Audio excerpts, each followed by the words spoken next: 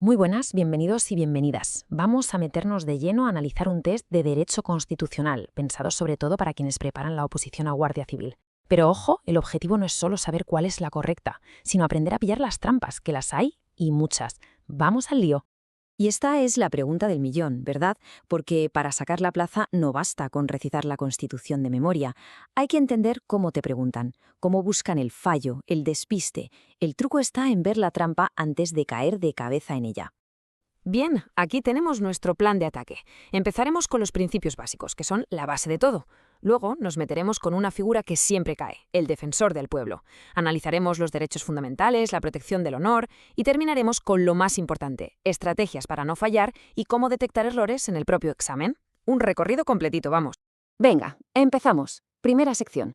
A ver, que quede algo claro desde ya. En Derecho Constitucional, la literalidad es sagrada. Cada palabra cuenta. No es lo que nos suena o lo que parece lógico. Es lo que está escrito. Punto. Y es justo ahí donde van a pillarnos.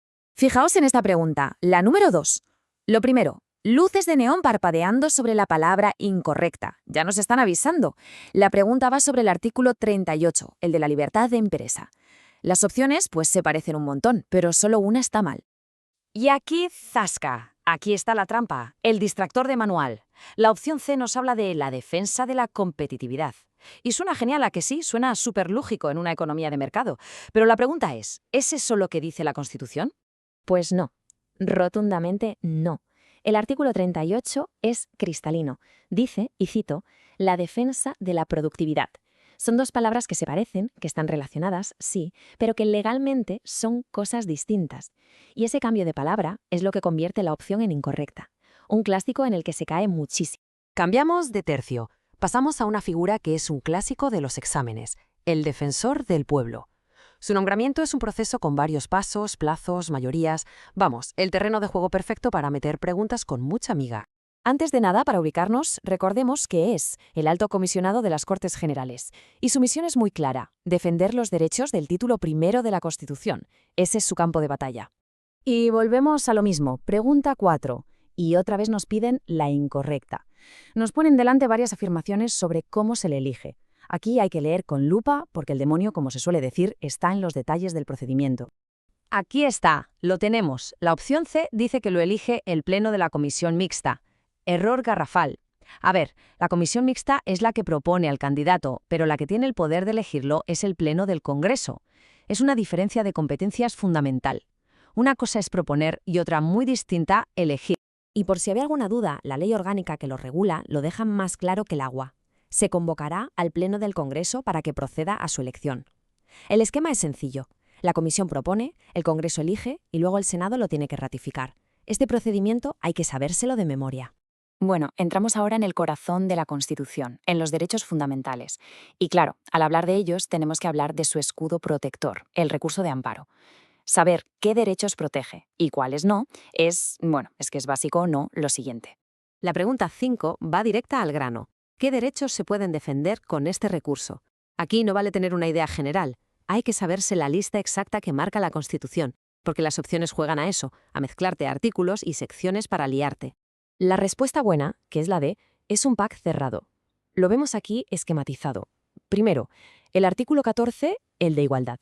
Segundo, todos los de la sección primera del capítulo segundo, que son, por así decirlo, los derechos pata negra, los más protegidos. Y tercero, la objeción de conciencia del artículo 30. Este trío hay que llevarlo tatuado. Dejamos un momento la Constitución para saltar a una ley orgánica muy importante, la que protege el honor y la intimidad. Una pregunta que suele caer bastante es un caso práctico. ¿Qué pasa si una persona fallece? ¿Quién puede salir a defender su honor? Y la pregunta 20 va justo de eso. Pero ojo, que es muy pilla. No pregunta quién puede defenderlo, sino cuándo pueden hacerlo los familiares. La clave de todo está en el orden de preferencia que marca la propia ley. Y el orden es este, funciona como una cascada. Primero de todo, manda a la persona que el fallecido dejó por escrito en su testamento. Solo si no dejó a nadie, o si esa persona también ha fallecido, solo entonces pueden actuar el cónyuge, los hijos, etc. Y si no hay nadie de nadie, ya entra el Ministerio Fiscal. Por eso la respuesta correcta es la D, porque contempla esas dos posibilidades. Y la ley, de nuevo, no deja lugar a dudas. El artículo 4 de la Ley Orgánica 1/1982 es súper específico. no existiendo designación o habiendo fallecido a la persona designada. Es una jerarquía, un orden de llamada, y hay que conocerlo tal cual. Y llegamos a la parte final, la de la estrategia pura y dura. Porque a veces la trampa no está en una palabra, sino en la pregunta entera. Un buen opositor tiene que saber reconocer cuándo una pregunta está antiguada o incluso cuándo está mal hecha y se podría impugnar.